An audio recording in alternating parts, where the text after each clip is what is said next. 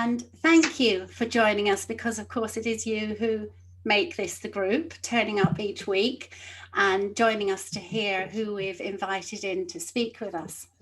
And this week we are very pleased to welcome to our group Raheel Waqar. And Raheel is a behavioural designer. He is the CEO and founder of White Rice, a behaviour design agency. And he's also a consultant for the Design Thinkers Agency, which I think is a business group, Raheel. You can explain a little bit more, a group in over 25 countries. And he has joined us today to share his insights from his behaviour change work. And I think it's fair to say, Raheel, you like to champion disadvantaged communities and social problems. They're very important to you. So why don't you kick off, Raheel? Tell all of our members exactly what you do and how it came to be that these particular social issues were important to you. All right, so good morning, good evening, close to good night for in some parts of wherever you are. So thank you for having me. And I think Prakash has been after me for a long time. He's been nudging me to join the club, and maybe this is the only way I could actually take out time to do it. So thanks, Prakash. Thanks, Louise, to make it happen. I'm really excited to be here. I think it's what I want to share is basically goes very deep. So this journey, as Louise, you said, started 20 years back. I am an academic failure, so a lot of things I'm going to say might be academically wrong. So it's all a practitioner's perspective. So I started very early, 20 years back. Actually, I started my first company, and when I started off, I had no clue about social impact or development problems. But accidentally, I came across a challenge which I took up at that time. And that was the point where I started falling in love for these issues, because I felt that there is so much that can be done when it comes in the impact space.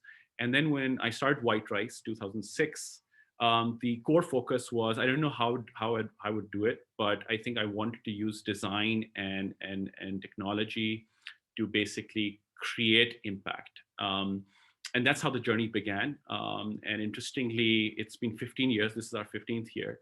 And I think what keeps me going, like when I look at this, I can't imagine I've covered 15 years, but what keeps me going, I guess, is the challenges that are out there and the opportunity to solve those challenges and apply whatever it takes. So I'm not agnostic to a method. Behavior design has become the way to do it. Tomorrow it might be something completely different.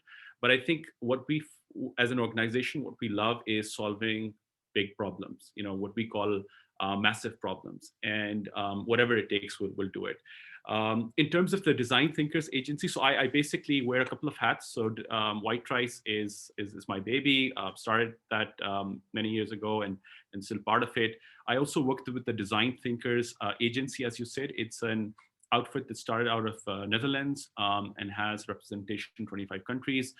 So I work with them in Pakistan, again, applying design thinking to do different types of problems. But in that space, we work with corporates as well. White Rice is more impact driven. That's my corporate side of getting into that type of work. So yeah, I guess that's it. In terms of, so would you be okay if I've just prepared a presentation just to take you through the yes, work? please. So maybe if I can, all right, great. Let me share my screen. All right, so can everyone see this? All right, good. So it's, I'll try not to bore you and keep space for questions in the end. Just bear with me for 20-25 minutes. So hopefully if I can cover all of this. I loved the way the discussion started. So there's a talk about nutrition, and there is one of the examples that I'll be talking about in one of the works we're doing. So I am thinking that we're going to have a very interesting conversation in the end around that subject as well. So as my title says, changing mass and with a hyphen, massive behaviors. There are two things I want to really point out. One is we are talking, most of the behavior change work we do is for the masses. So we're really talking about rural communities across the country, which comprise of around 60 to 70% of our population in a way. And we are a country of 220 million, so smaller than India, but still pretty large. And these are massive problems. These are systemic challenges that we have to deal with, where solutions aren't easy, to be honest. It's not the ideal your shopping, your market space where you can nudge people into a behavior. These are contextually, challenged areas, culturally challenged areas, and very far-flung areas as well. I've talked a bit about let me see. Move the screen. Yeah. So I talked a bit about the journey. So this is where we are right now, and we love to use this word, massifying impact, because that's what we're trying to do for our clients. We primarily work with nonprofits and UN organizations. So a lot of the work we've done is with UNICEF and Food and Culture Organization, FAO, and other international NGOs as well. So we help them create change in the work that they're trying to do, and mostly around SDGs. We've worked across 13 SDGs so far. So some context setting. We work on systemic challenges. So these are challenges that are very deep-rooted, they're multi-layered. There is no one quick fix to these solutions. As I said, these are mostly rural. They're for the masses when it comes to that. These are generally large-scale interventions. So we're really looking at hundreds and thousands and millions at points when we're trying to design a solution. These are wicked in nature, these wicked problems. So they haven't been solved for the last 50 years, and I don't think they're going to be solved very quickly. But again, we try, whenever we try to intervene, we try to create these best case scenarios, these examples that could be scaled up in the long run. They're non-digital behaviors. And the point I want to make here is that most of these need to take place in a physical environment. Either it's hand washing with soap, or it's complementary feeding for the child, it's water and sanitation, whatever it is. Digital has a role in terms of maybe creating nudges at points, but the behavior has to take place in a physical environment that makes it equally challenging as well.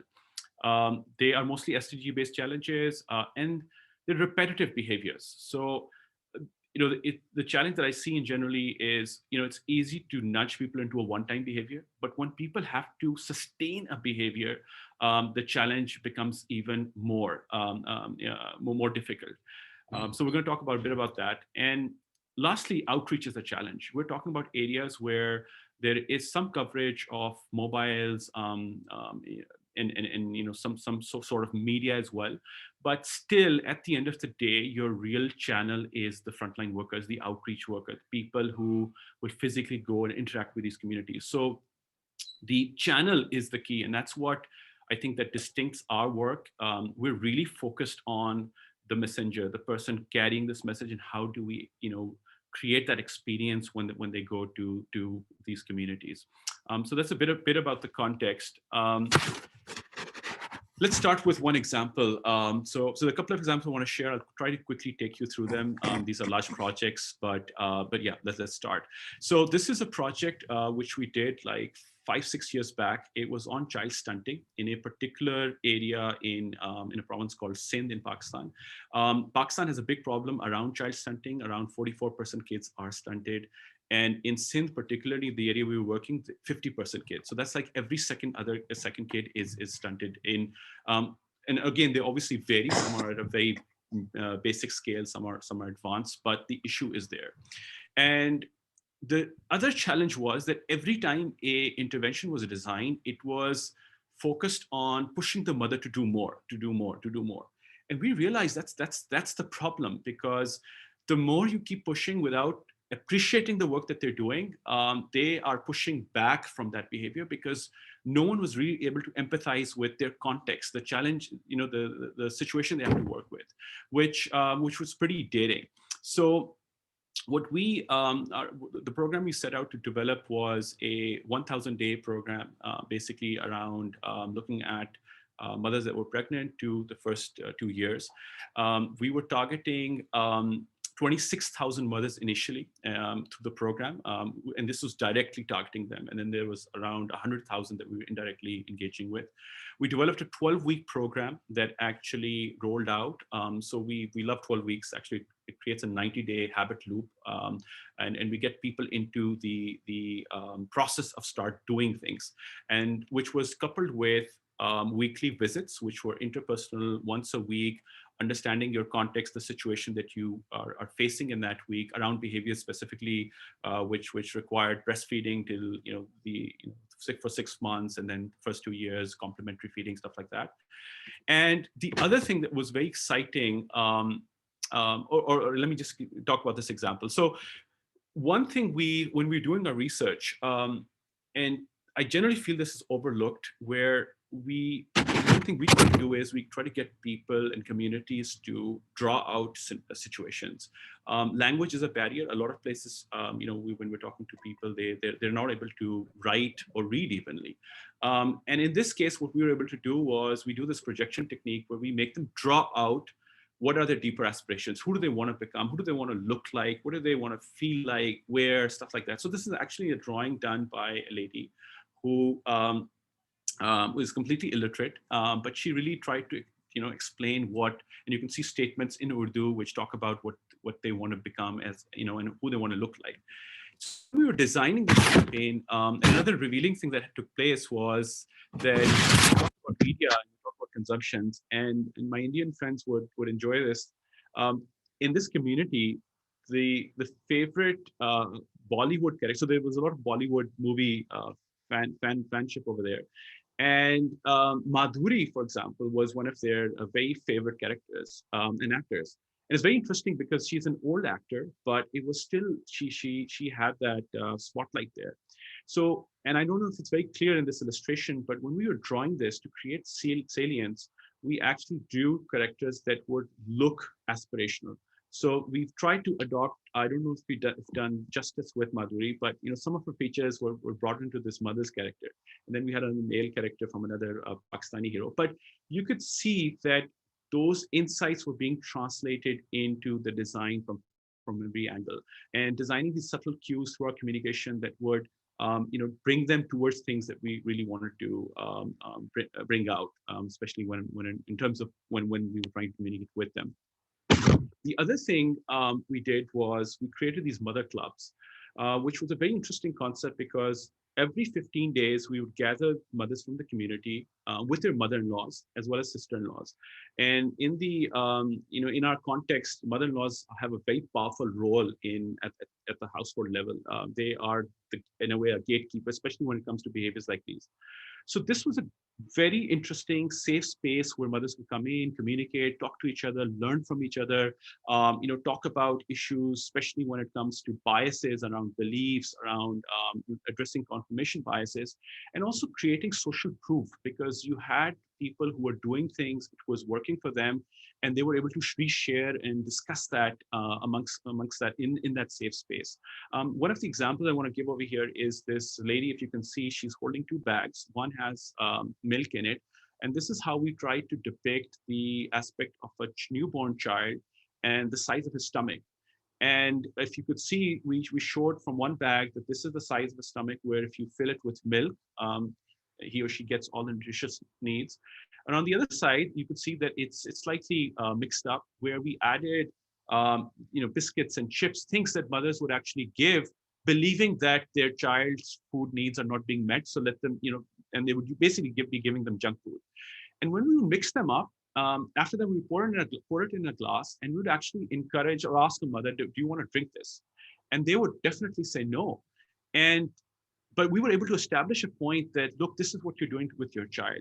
So bringing, these ideas to life, I think, was very critical in terms of understanding the issue when it came to these mothers. Another example is this hand washing experiment, where we put glitter on the hands of two people, and we then asked one to wash it with soap, one to wash it with plain water. And the lady that you see is the one who washed it with plain water, and the glitter didn't go away. And then we encouraged the mother or the lady to actually go out and shake hands with someone. And generally you would see people would avoid that, but then you would also see if someone dared to shake the hand, the glitter would transfer. And then we'd say, all right, now you go and transfer, shake someone else's hand. And again, creating something that was visually very difficult to do because, these are hidden germs. How do you create that visual element to it, was another very interesting exercise we did. So some similar stuff, role playing, getting mothers to act as a mother-in-law so that they could create empathy and show what it means when you say something in a certain way. Or how do they feel when on specific issues mother-in-laws come across.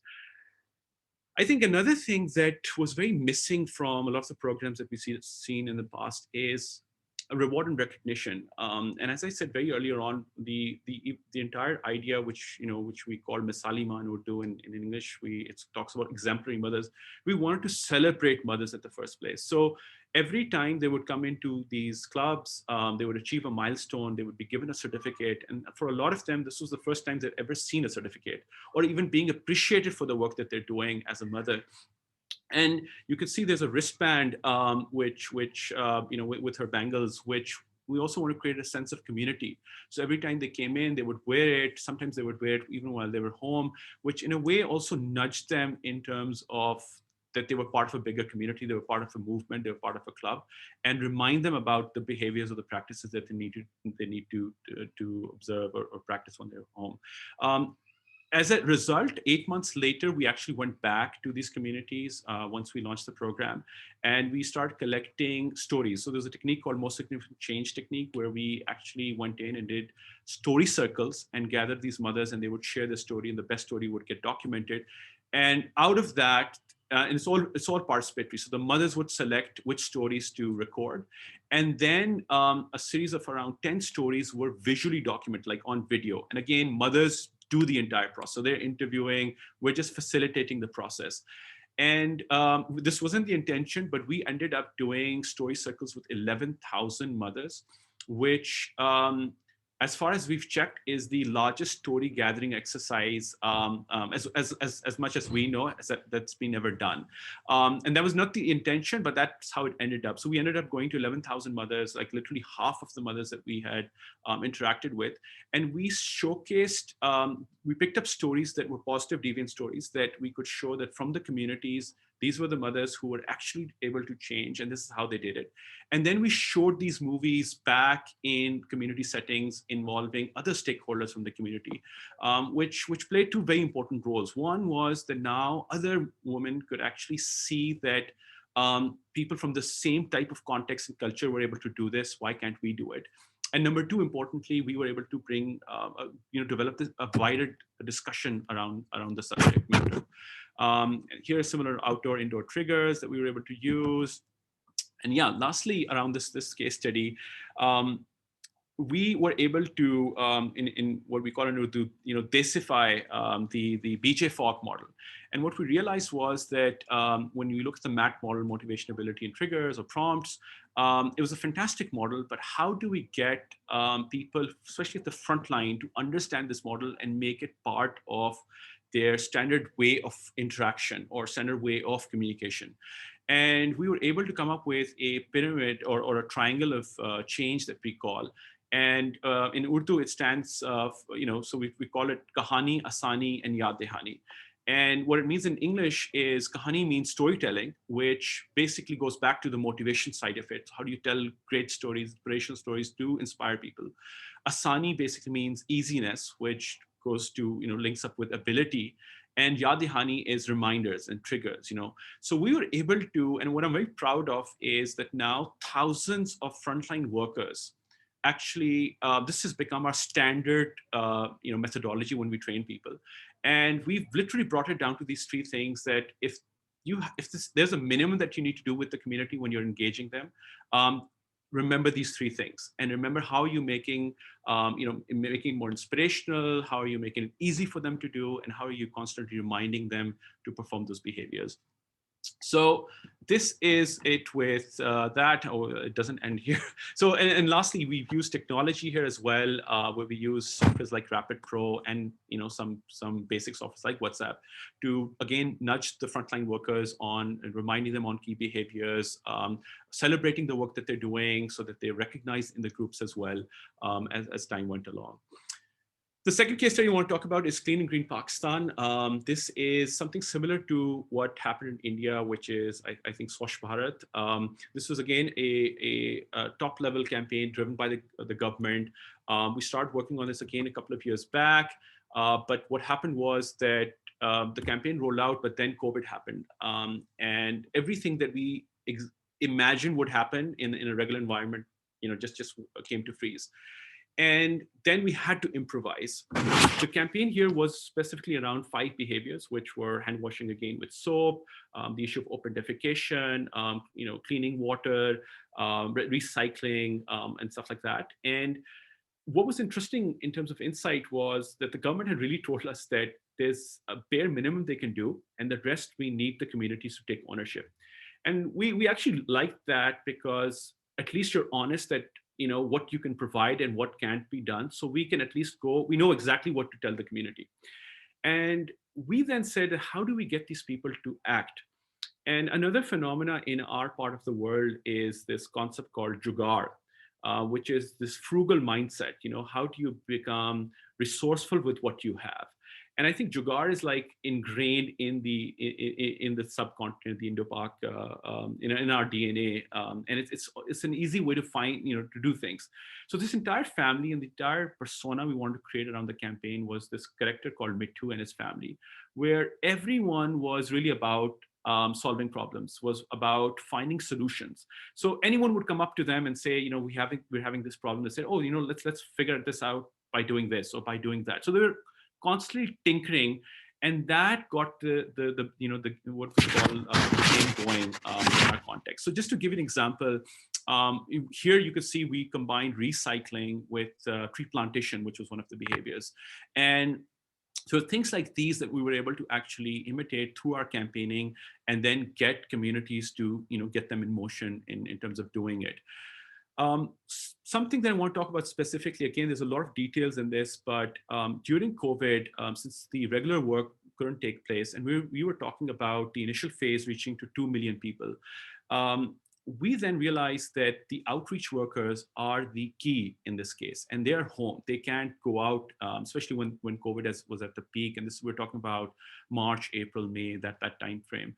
And that is where we created this community over digital. So we got a social media community with around 50,000 users on Facebook. And then we had, again, using WhatsApp, and we use WhatsApp a lot because it's a platform that people already are connected to. So we want to build on things instead of, building new apps and bringing in new technology and people trying to learn that and taking their own, their own cycle of learning.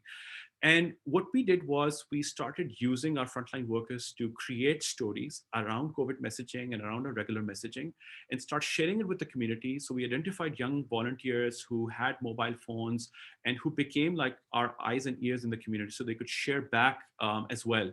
And we start celebrating them. And if you can remember, this time was where, honestly, we didn't want to get step out of house. But these people, how could we inspire them and motivate them and keep them on the task and these mission critical messaging? We realized that we need to really celebrate these unsung heroes. So we designed a program where we were able to recognize the work that they were doing, celebrate them, and reward top performers as we went along. And digital media, I think, played a very interesting role, because we were able to tell a story of someone that maybe 50 people would know, but now suddenly thousands of people were following the story. This individual frontline worker was able to go out and do things, or engage, keep their communities engaged, and get them to do the right behaviors or whatever was expected of them. So these are some of the social media posts that kept coming in during this campaign. We created a complete, we literally had like a 911 helpline where we were getting constantly resources and feedback from the community on what's being done. This was done a lot in real time, so we were able to give feedback as well. Challenges that were occurring, we were able to engage them on that. You can see some of the tough terrains that they were going through. And I feel that, I could go on and on talking about the frontline channel, how important their job is. But, and talk about this in the end, but these are really important people. And I believe that without any financial incentive, without any other external, motivator, by just being able to appreciate and celebrate the work, we were able to mobilize and channelize them to do things, which was pretty remarkable. One other program that I want to talk about is something we did with the transgender community some time back on the issue of HIV, especially amongst the transgender sex workers. And again, the challenge here is that they're a very close-knit community. There's a lot of trust deficit because of the type of industry they're in and the type of circles they were in. And we had to spread this message around how do they create healthy behaviors when it comes to sexual practices. And so we did this 3-month intensive design research where we embedded into their communities, learned things bottom up, how they operate. And I think one thing that became very clear is it won't happen the easy way. We really have to co-design the solution with them, else it won't work. And as a result, a lot of the content that we were able to create was designed in the process. So for example, they have their own language, which is called Farsi in Pakistan. I think in India, it's called Ulti. And so we used that language, and we actually wrote the scripts with them. We were able to design the voiceovers when even from that perspective, we realized that they have a very particular dialect when they talk. And we could get the best voiceover artists, but it still won't resonate with them. There will be familiarity biases that would still exist. So how do you overcome that by getting local, their own talent to actually do the voiceovers as well? So in that process, we developed artwork. So this is an example I wanted to share where we designed something and we took it for first feedback, and they literally ditched it. And it said, this is ugly. This doesn't represent us. This looks like some housewife. We're better than this. And then we said, all right, why don't you design it with us? And this is the result. This is what came out. So they wanted, bright colors. They wanted jewelry. They wanted, patterns on their clothes. So this just showed you that the only way we could make this successful, and the eventual product which was an animation series, was only if we had involved them from the very beginning. And what that allowed us to do was already, in a subtle way, create a buy-in for the messaging that we were eventually going to share with them in the long run. And lastly, about the nutrition program, the things that you were discussing initially, and I heard the word that diet isn't the right thing to talk about. So we'll talk about what we were able to do. So another, again, challenging context. We were working in another province, Balochistan, where again stunting is a big issue, and generally we have a very skewed diet. We don't have diversity in terms of our food plate. And it is more culturally driven. So we were dealing with two very diverse cultures, and food is a very cultural thing in our part of the world.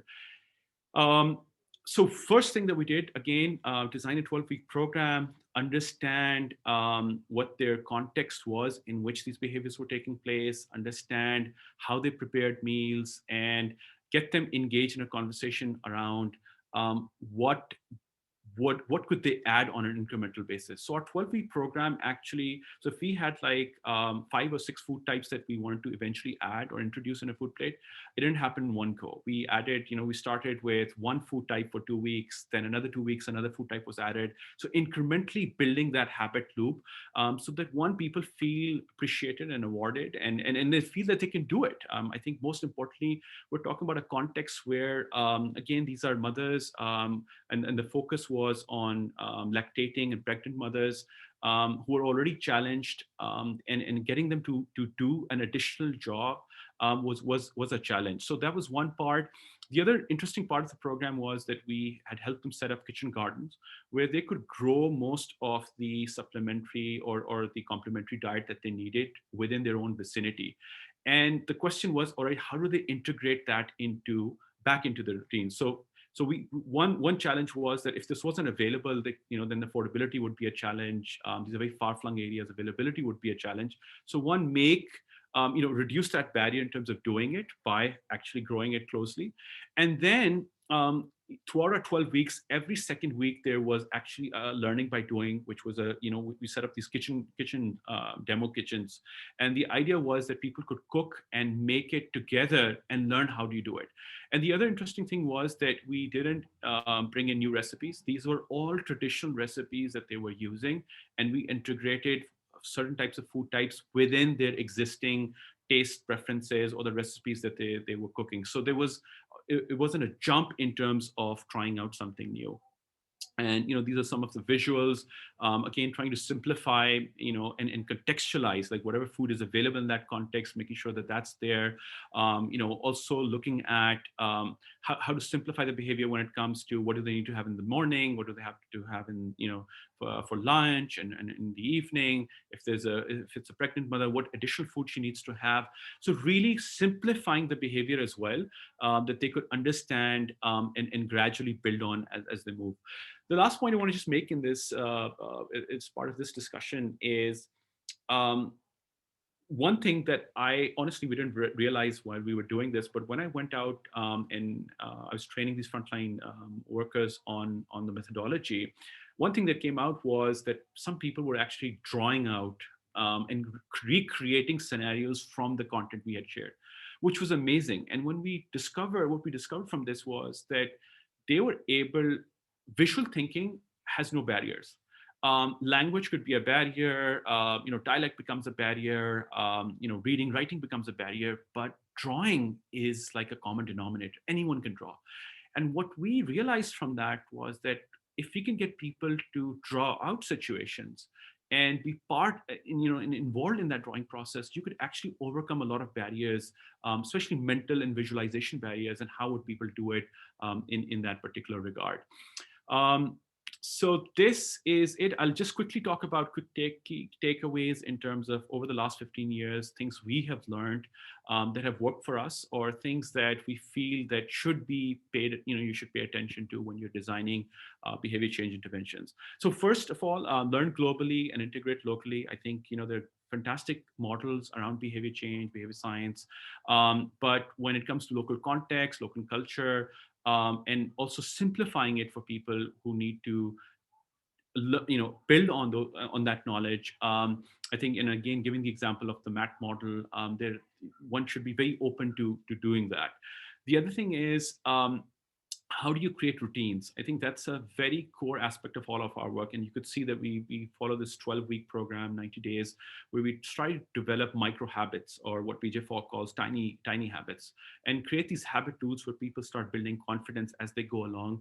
And by the end of 12 weeks, they don't even realize, but they have really come a far way. And that's when we try to celebrate those achievements and try to ensure that they continue doing that as they move on. I think we also have a strong bias for action. We really want to get people into the doing mode of things, and address the intention action gap. Generally, programs we see are very intention driven. We go in with good intentions and we believe that people with all their good intentions will do this, but that is not the real world scenario. There is context happens, life happens. There's just so many things that happens that stops us from doing action. And by getting people into action very earlier on, getting to the doing mode, they start building that confidence, of doing things and seeing that it really works.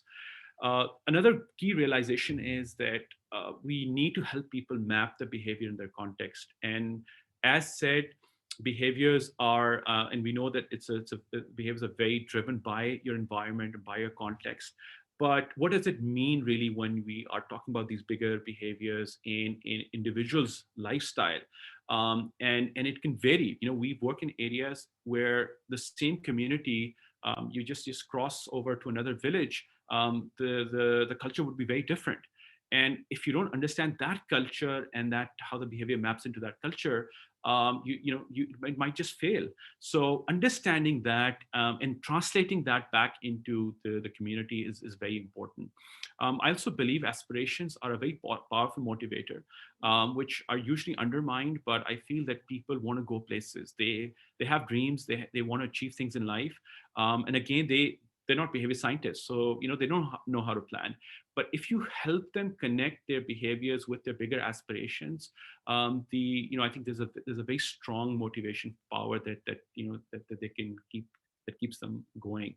Identifying positive deviance, I think, is another very powerful tool, because it helps you reduce the friction, helps you create buy-in very quickly by someone within the community who everyone can trust and look up to, even when the program goes away. So as part of that leadership program, our 10th session was actually about identifying a positive deviant and spending a day in her house to understand how she's adopted those behaviors in her context.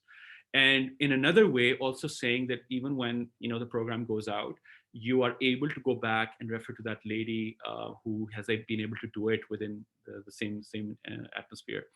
And I think focusing on the messenger, as I earlier pointed out, very key. The channel is very important. Usually we pay very little attention. We design great communication, great campaigns, but we don't change the person who's going to deliver the message. We don't involve them in the conversation on how are you going to actually do this. And I think that's a very big missing gap that causes a lot of challenges later on. And I think that's one of our salients when we design our programs, to focus on that. Lastly, we talk about behavior and design, or behavior design. I think it's a combination of two words. And we generally focus a lot on the behavior, but we sometimes tend to overlook the design aspect.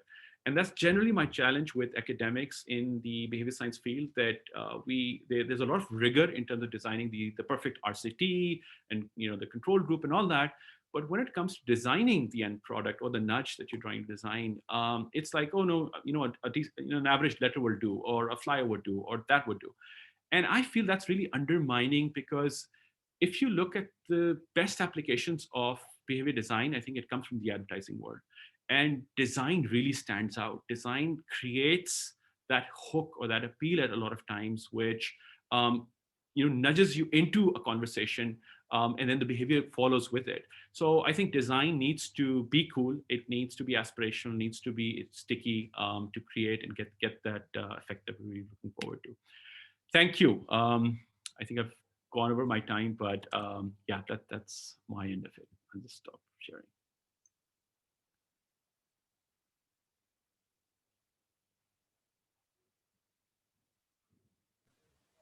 Thank you so much. I'm sure if everybody else was anything like me during that, I've been scribbling absolutely furiously. It's great to see, things that you read about by going on to, I don't know, World Bank page for South America. You see all these projects, but actually to have somebody talk you through them, of a project on the ground, is really superb.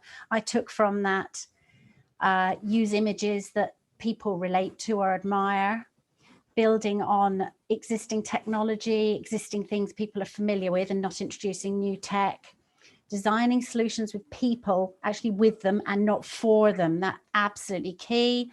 Power of visual thinking.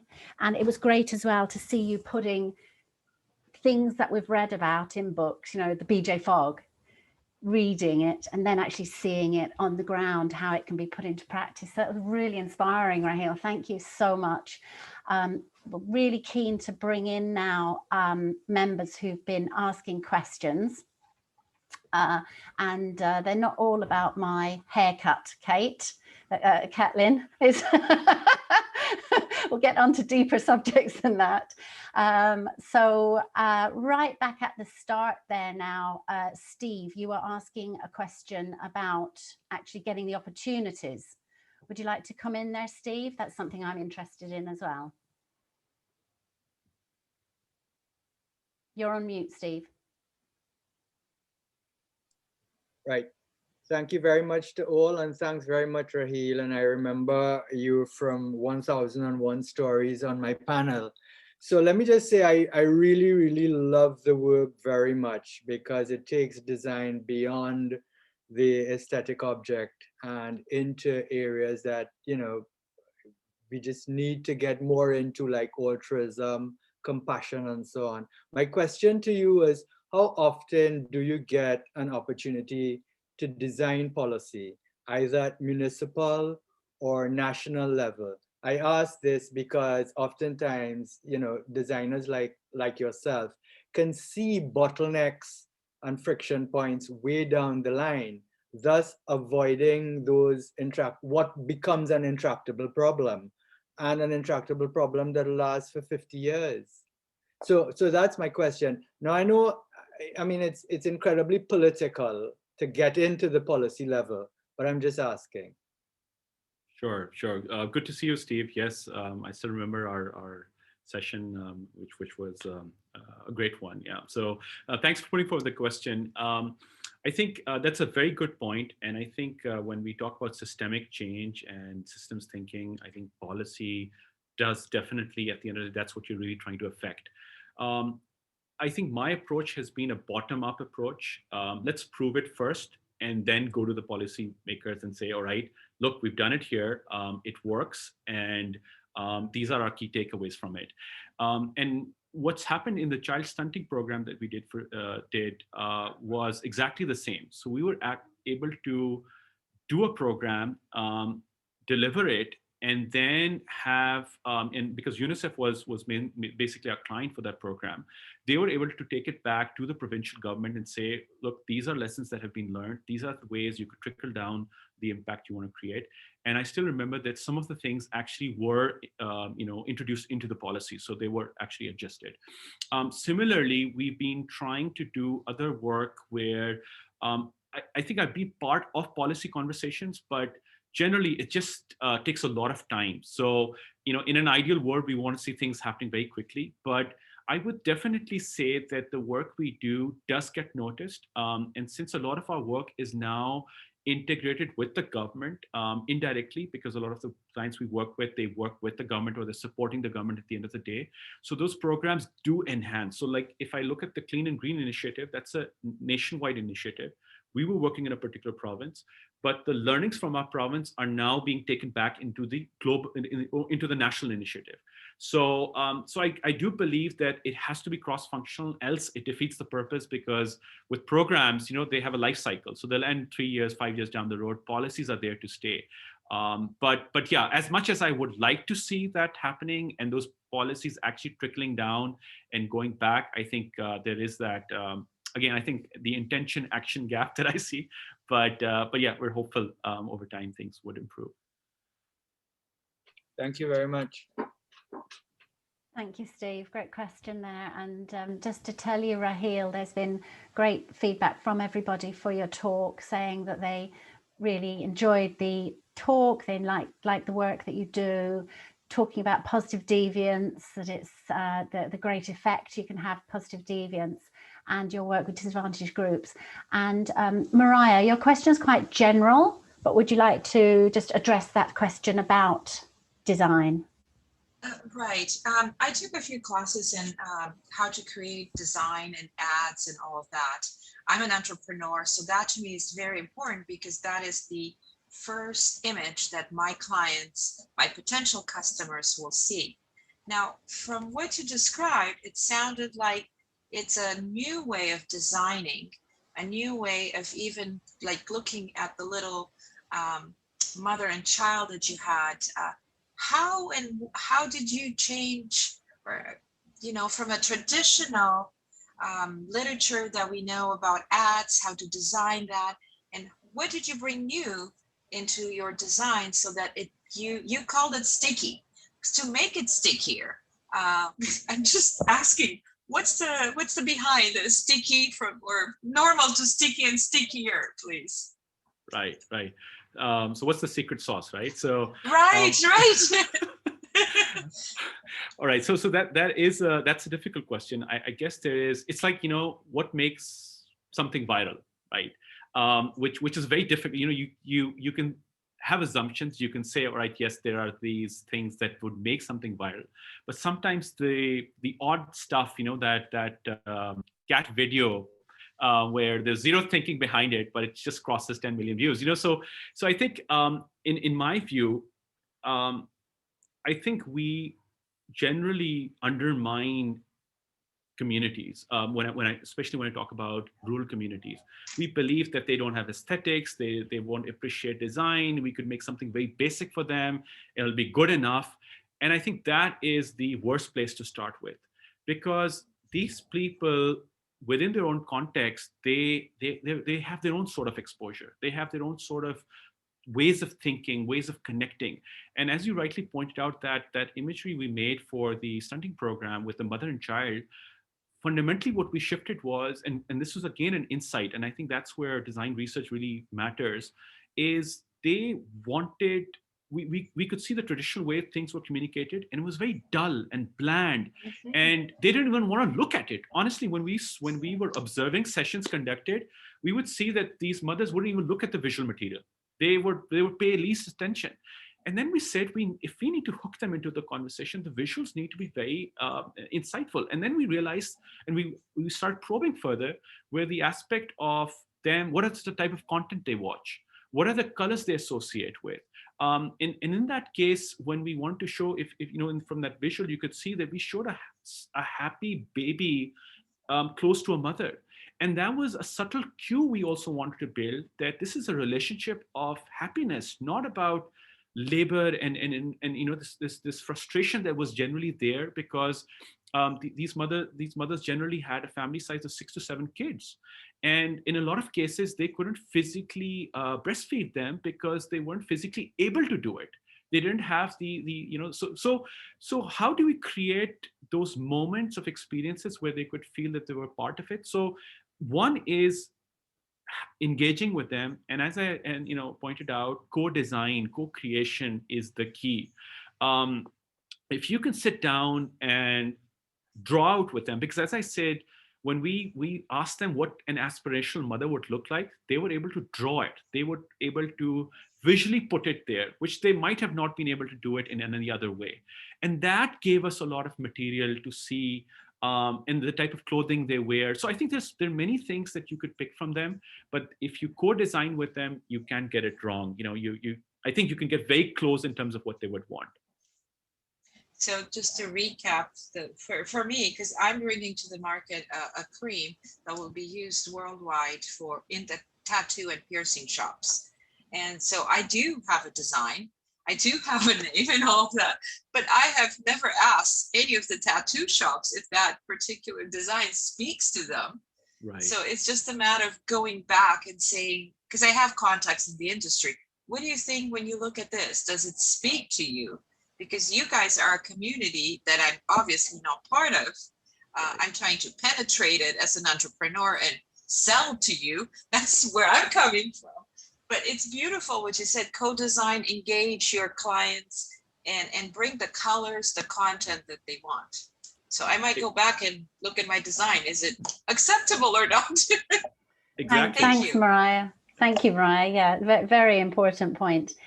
And another important point has been asked by Renusha. Would you like to ask your question, Renusha? Yeah. So one question, this was about the Misalima project. I was wondering, in the context of the project, you address only the females in the homes. I was wondering how much could the mothers really take back home without the men in the family who are not really addressed through the project, influencing or neutralizing the messages which you're trying to drive. The habit changes, I think you try to address the females alone. So when I'm sure that I also belong to nation country, so there is a certain amount of male dominance which happens at home, and there are certain say. So how did you ensure that the male in the family were not really neutralizing those habit changes which you're trying to incorporate to the females alone through the project? Right. Again, I think that's a very important question. And as gatekeepers, men play a very critical role.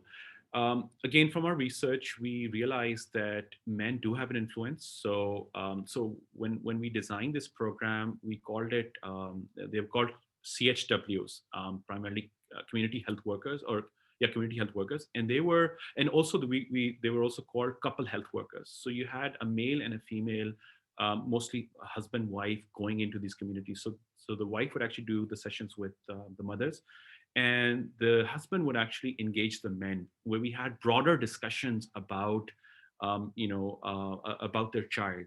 And generally, unfortunately, I would say men really care about the child more than the mother, and especially if it's a boy. But then, making them realize that how important the mother's health is in this entire equation. But beyond that, what we realized was that even the men, they were in a lot of ways influenced by their mothers. So the key in this entire conversation was the mother-in-law.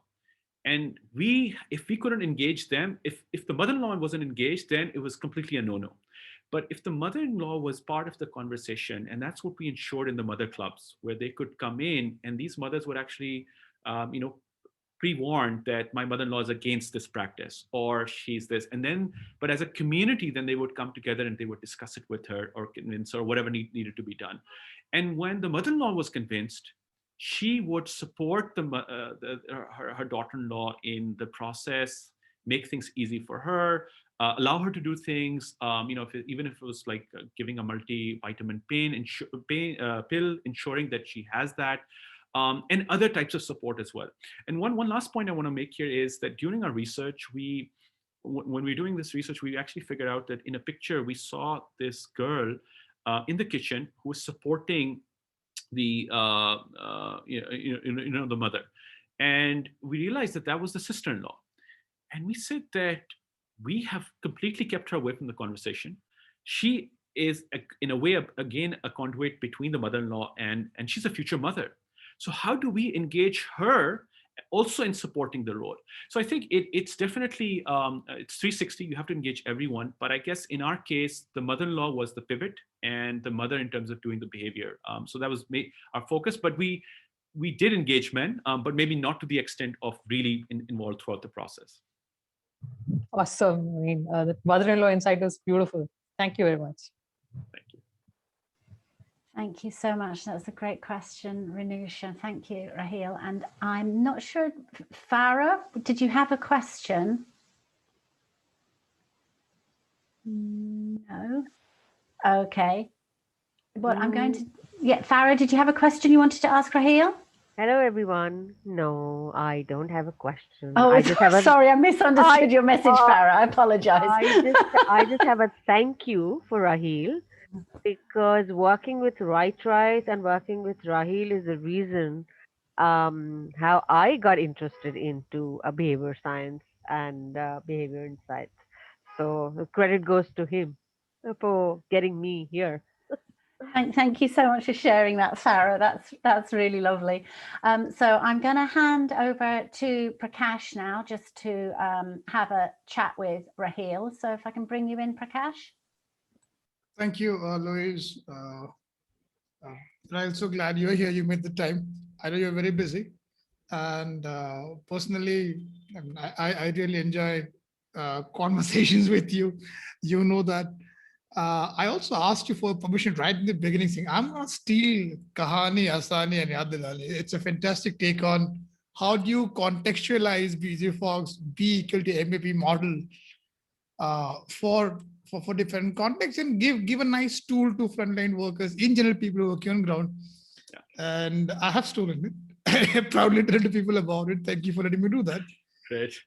And before we go, there was a story that you shared with me and Reshma once. And this was around this project that you're working on ground.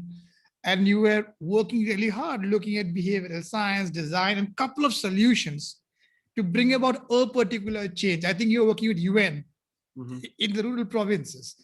And then eventually the change did come place. And when you went to investigate the change, you found out something else was happening out there.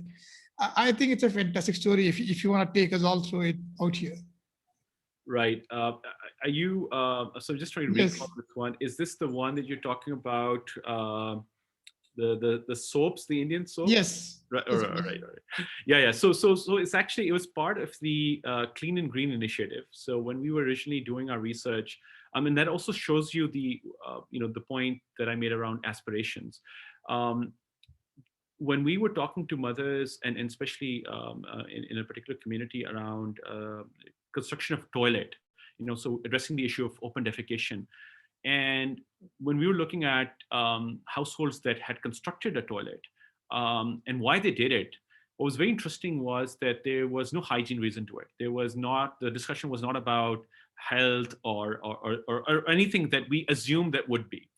But what was interesting was that there were two things that came across. One was the issue of as girls, as the daughters grew older, the issues of harassment. So one was there, but the bigger underlying reason was these soaps, Indian soaps again, and you can see how much we're influenced by Indian media.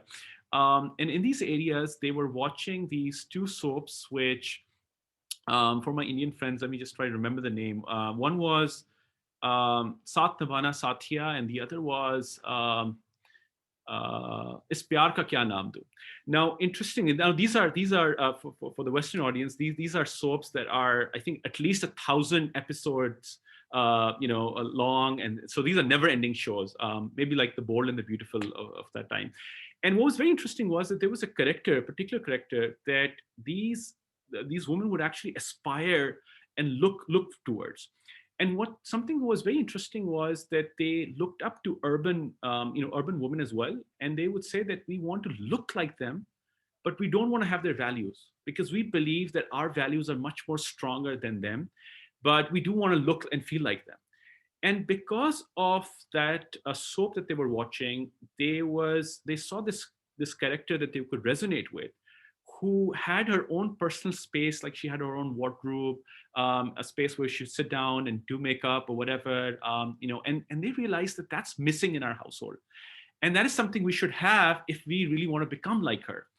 And that was something that was very revealing for us, because sometimes, you're just looking in the wrong places and you're assuming that people, and I think that's the problem with a lot of assumption-based campaigning, that this is the best thing to do, we'll do it.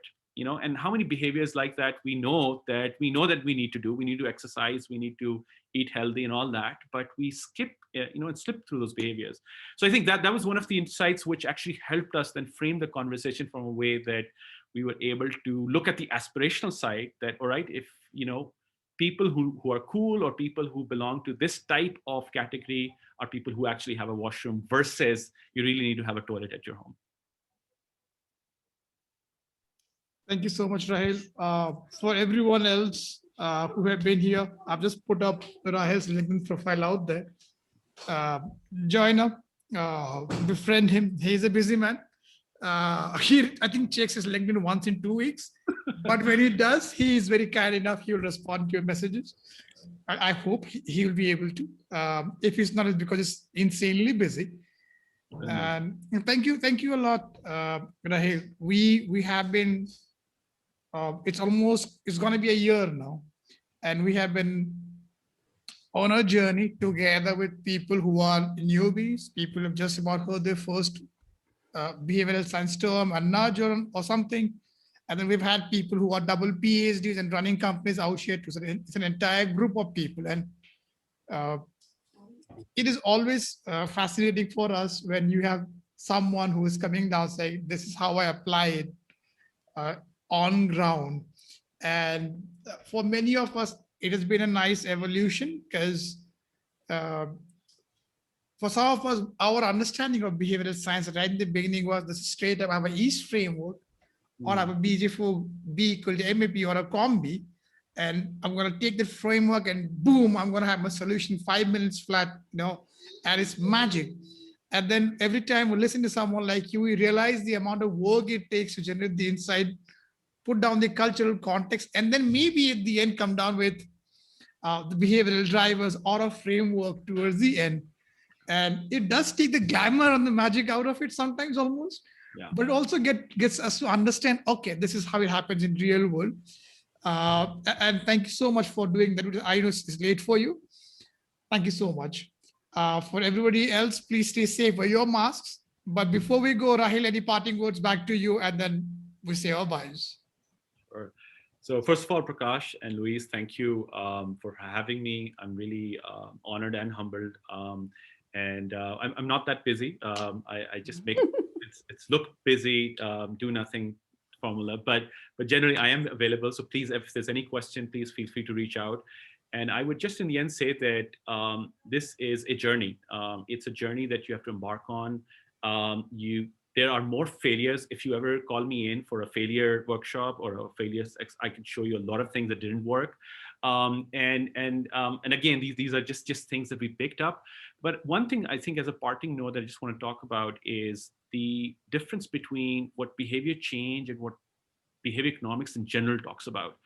And I think what I want to emphasize on is behavior economics and behavior science, from my perspective, as much as I've seen, it really works well when you're talking about a one-time behavior or a single behavior that needs to take place in a certain context, in a certain environment.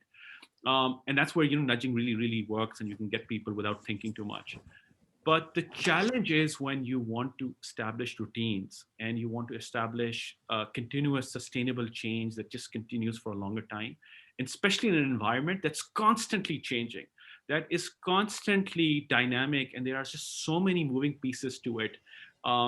That is your real challenge. So if you really want to get a flavor, do this. I would recommend going out of your comfort zone, going into communities, looking at challenges from there. But there is no better reward at the end of the day. To be honest, I think I'll just leave you with one story.